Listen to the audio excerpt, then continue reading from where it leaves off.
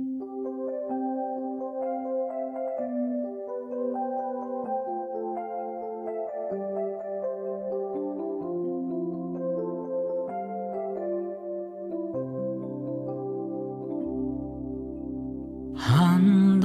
chiang về la can ram Christian hi anei nung nung asoi thei thei sa khomi emokan ti hi kan ram tluk chiat na bul pui ber alo ni si kan ngai dan te choi nung zelin bo na ram kan pan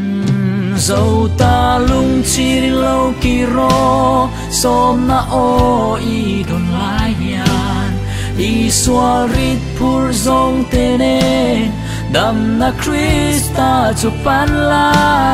bầu rau na lam chuang zo a i kham wan pui kha chu te lung chi rin lâu kir to la i tan khoát lai ma hian in ron pan ru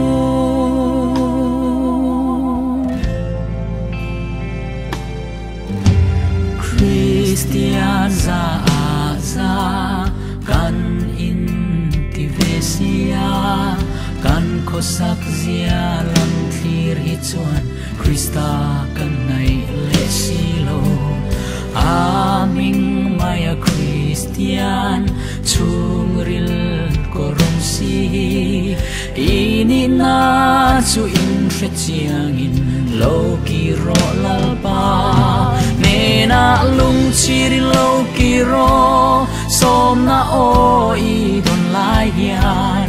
i swal rit pur zong te ne dam na Krista chu pan la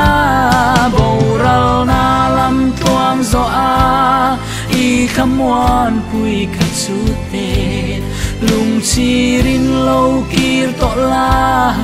i tan khoát lai ma hian in ron pan ro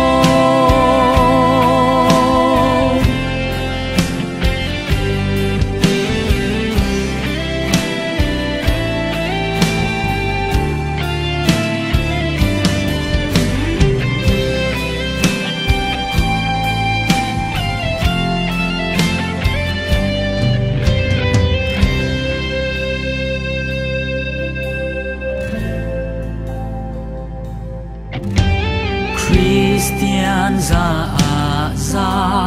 kan in ti vesia kan khosak zia lam thlir hi chuan Krista kan ngai le silo aming maya Christian churil korong si ini na chu in hre chiang in lo ki ro lal pa lo ki ro lal pa ne na lung chi lo ki ro som na o i don lai yan